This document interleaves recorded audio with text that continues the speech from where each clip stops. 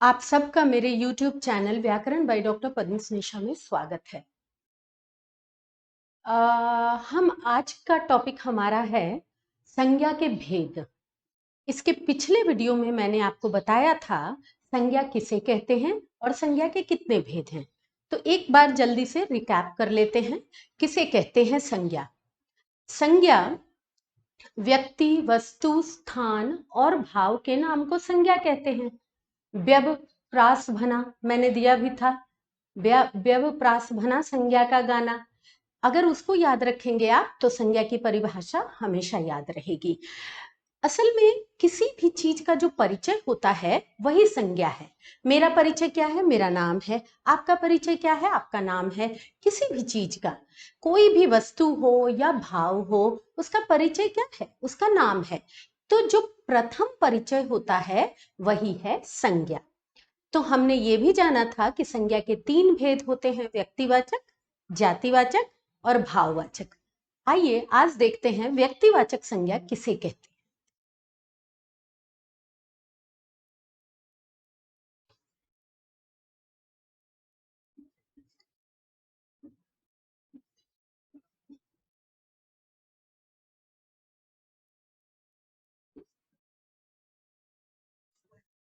व्यक्तिवाचक संज्ञा किसे कहते हैं? किसी विशेष व्यक्ति, वस्तु, स्थान के नाम को व्यक्तिवाचक संज्ञा कहते हैं। इसे मैं और थोड़ा सा खोलती हूँ या एक्सप्लेन करती हूँ। पहले परिभाषा,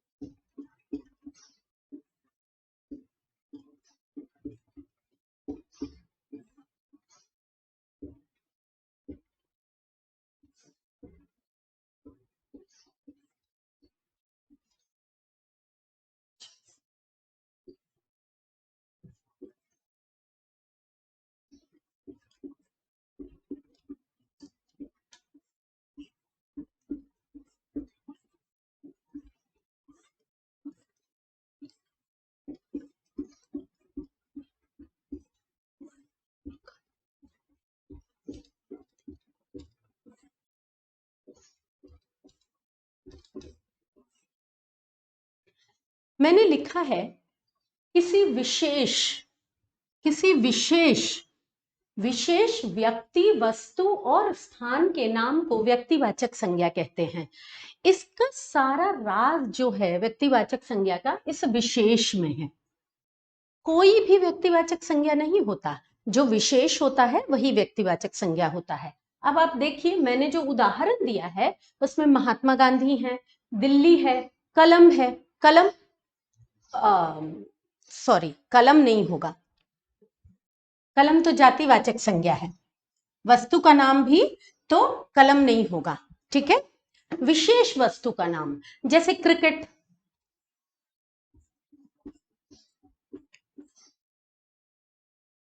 ठीक है।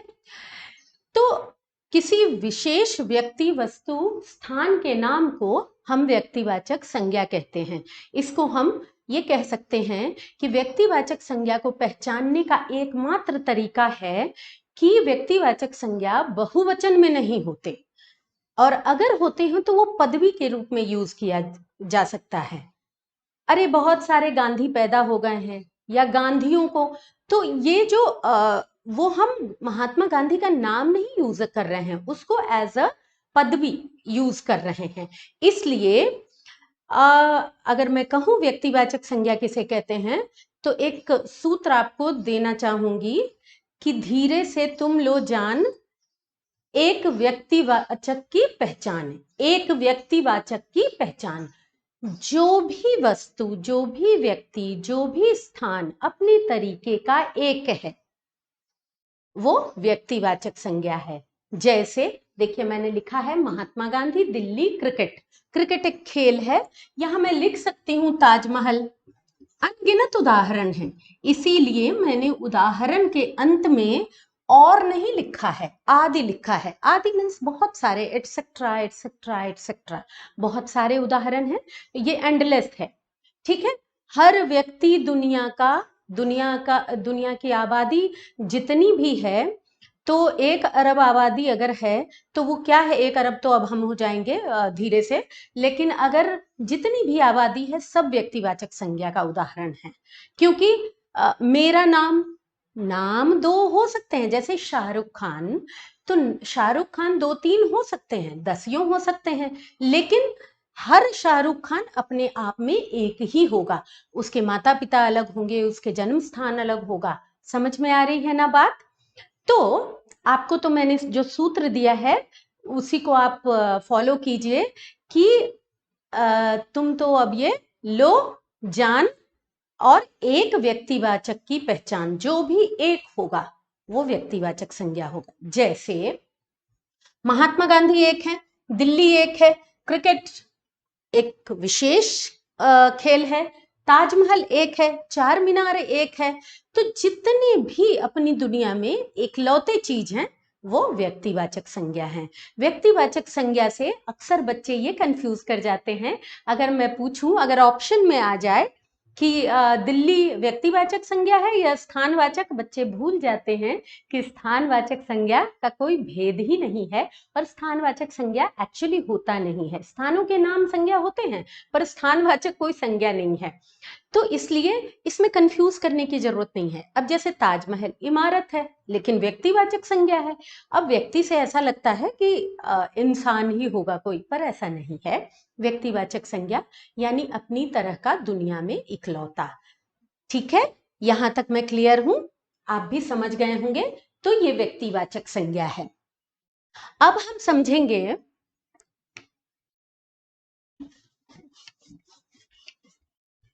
भाववाचक संज्ञा। अब हम भाववाचक संज्ञा को समझेंगे। भाववाचक संज्ञा किसे कहते हैं? मैंने आपको पहले ही बताया है।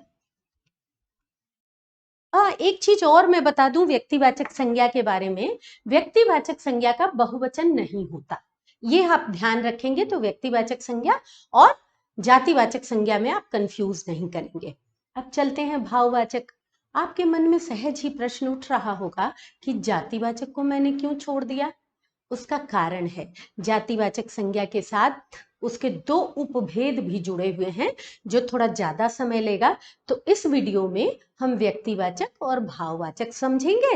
अगले वीडियो में मैं जातिवाचक और उसके दोनों जो भेद हैं उसको व्याख्यायित करूंगी। तो सबसे पहले आइए चलते हैं, जाने भाववाचक संज्ञा किसे कहते हैं। भाव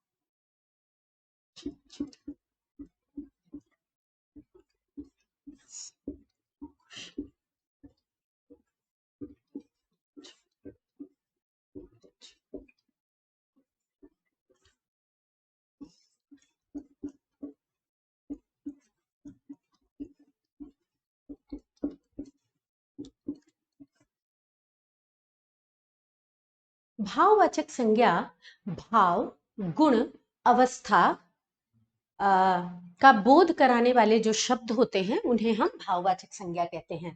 तो भाव किसे कहते हैं मैंने आपको बहुत अच्छे से बताया है। मैंने इस वीडियो के पहले वाले संज्ञा वाले वीडियो में बहुत अच्छे से बताया है कि भाव किसे कहते हैं। अभौतिक जो हमारे जिन्हें हम महसूस कर सकते हैं, जिन्हें हम देख नहीं सकते, उसे भाववाचक संज्ञा कहते हैं। जैसे उन भावनाओं को भाववाचक संज्ञा कहते हैं। तो भाव, गुण और अवस्था। भाव जो हमारे मन में जो हम महसूस कर सकते हैं, जैसे क्रोध, जैसे खुशी। वैसे तो मैंने उदाहरण में इसीलिए सब पॉजिटिव वाले गुण लिखे हैं। वैसे तो पॉजिटिव और नेगेटिव दोनों भाव होते हैं, लेकिन फिर भी अगर उदाहरण में ऑप्शन है तो क्यों ना हम सकारात्मक चीजों का चयन करें। तो चंचलता, खुशी, ये क्या है, भाव हैं। वैसे ही गुण, गुण गुण में दोष भी आता है, जैसे मिठास, खटास, कड़वाहट। हमारे हिसाब से करेले की कड़वाहट उसका दोष हो सकता है, पर है तो उसका गुण ही ना। तो मिठास, खटास, कड़वाहट जो भी है, सब क्या है, गुण है। और अवस्था, अवस्था जैसे जो लाइफ के स्टेजेस हैं, जैसे बचपन, जैसे बुढ़ापा, जैसे यौवन, इसे क्या कहते हैं, इसे अवस्था कहते हैं। तो इन चीजों का बोध कराने वाले शब्दों को, नामों को हम भाववाचक संज्ञा कहते हैं। ठीक है। अब भाववाचक संज्ञा की पहचान हम कैसे करें? क्या ऐसा ट्रिक हो कि हमें समझ में आ जाए भाववाचक संज्ञा क्या है? तो मैं बताती हूं।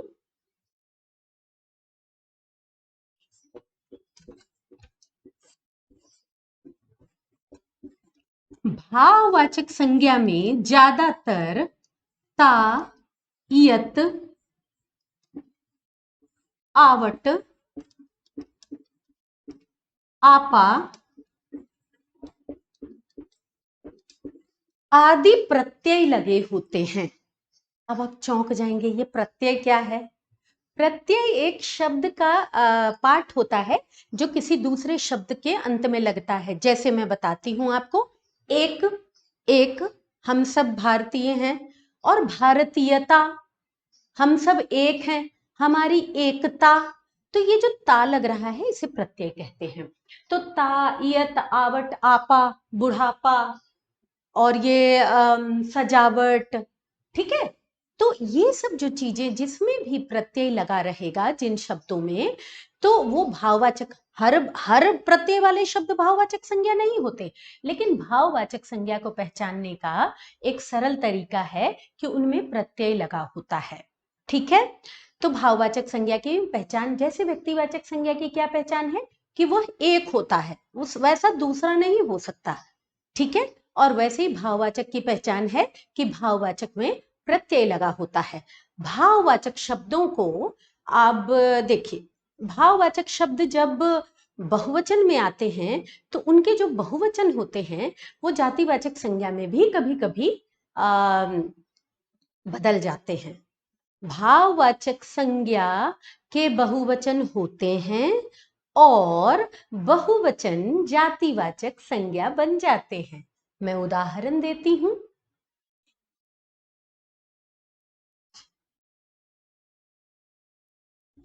अच्छाई, अच्छाई एक भाववाचक संज्ञा है। अच्छाई का बहुवचन क्या होगा? अच्छाइयां।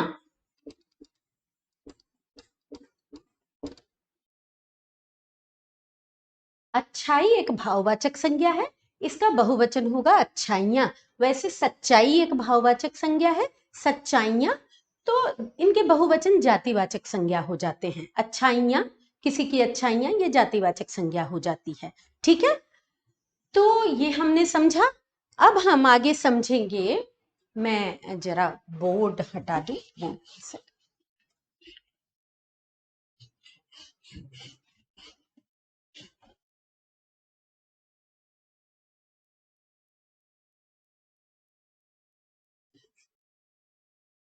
बहुत सरल है संज्ञा की पहचान करना, और बहुत सरल है संज्ञा को आपस में अलग अलग करना, यह पहचानना कि कौन सी संज्ञा क्या है। भाववाचक संज्ञा जो होता है, भाववाचक संज्ञा जो होती है वो बहुत सारी चीजों से, बहुत सारे दूसरे शब्दों से बनती है। जैसे जातिवाचक,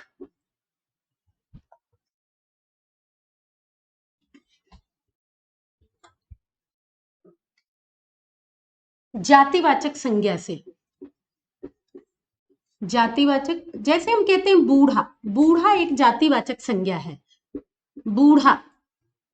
इससे भाववाचक संज्ञा बनाने को अगर आए तो क्या हो जाएगा, बुढ़ापा।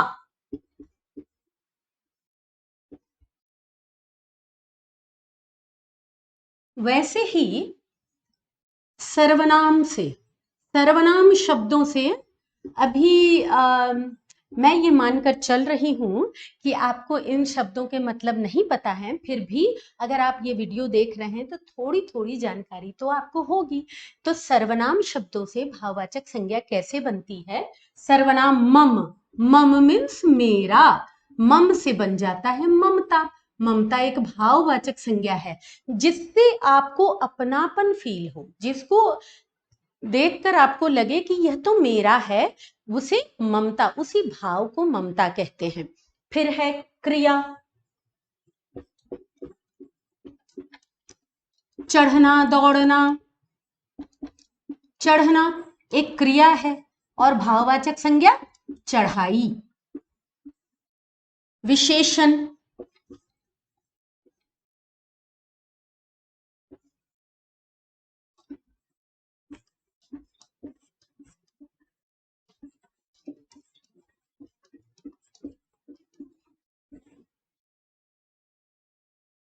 अब देखिए इन सब शब्दों से ये जातिवाचक संज्ञा है बूढ़ा, बूढ़ा जातिवाचक संज्ञा है, उससे भाववाचक संज्ञा बना है बुढ़ापा।